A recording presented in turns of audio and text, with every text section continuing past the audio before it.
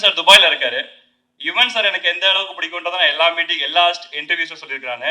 அதாவது நான் என்ன கேட்டாலும் எனக்காக யுவன் சார் பண்ணுவார், அவர் என்ன கேட்டாலும் நான் அவருக்காக பண்ணுவேன்.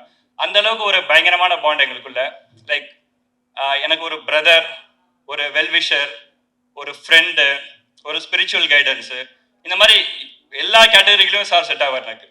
லைக் அவர் எனக்கு ரொம்ப நிறைய சொல்லியிருக்கான்னு. இந்த உலகத்துலேயே எனக்கு ரொம்ப பிடிச்ச சில பேர்ல யுவன் சார் ஃபர்ஸ்ட்ல இருப்பாருன்னு தான் சொல்லுவேன். அந்த அளவுக்கு ரொம்ப பிடிக்கும்.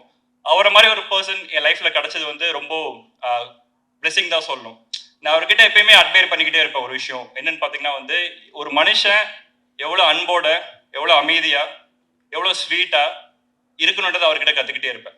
நான் எப்பயுமே நம்புற ஒரு விஷயம் தான், அவரை மாதிரி நம்ம எல்லாருமே இருந்துட்டோம், இன்க்ளூடிங் மீ, எல்லாருமே இருந்தோம்னா இந்த உலகம் ரொம்ப அழகா ஹாப்பியான பிளேஸா இருக்கும்னு எப்பவுமே சொல்லிக்கிட்டு இருப்பேன். அந்த அளவுக்கு எனக்கு யுவன் சாரை பிடிக்கும்.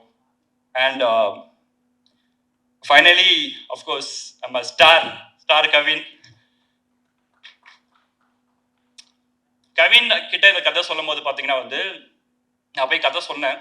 டாடாக்கு அப்புறம் தான் எனக்கு கவினை தெரியும், அதுக்கு முன்னாடி எனக்கு தெரியாது. கதை சொல்லி முடிச்சோன்னா அவர் சொன்னார், இந்த மாதிரி வந்து இந்த கதையில் நடந்த இன்சிடென்ட்லாம் என் லைஃப்லேயும் நடந்திருக்கு அப்படின்னாரு. ஸோ இதை நான் எப்படி பார்க்குறேன்னா, ஒரு கதை வந்து ஒரு நாயகனை அதுவாக தேர்ந்தெடுத்துக்கோன்னு சொல்லுவாங்கல்ல, அதுக்கான பெஸ்ட் எக்ஸாம்பிள் இதை தான் பார்க்குறேன் நான்.